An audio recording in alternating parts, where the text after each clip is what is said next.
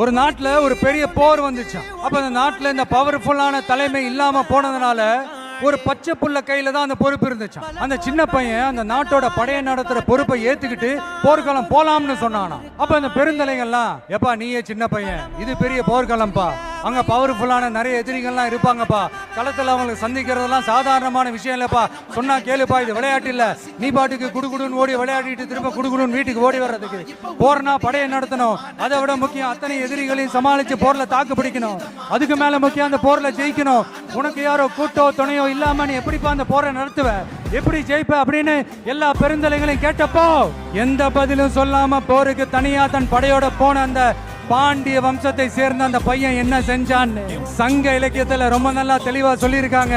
படிக்காதவங்க படிச்சு தெரிஞ்சுக்கங்க, இல்லைன்னா படிச்சவங்க கிட்ட கேட்டு தெரிஞ்சுக்கங்க. ஆனா கெட்ட பையன் சார் அந்த சின்ன பையன்.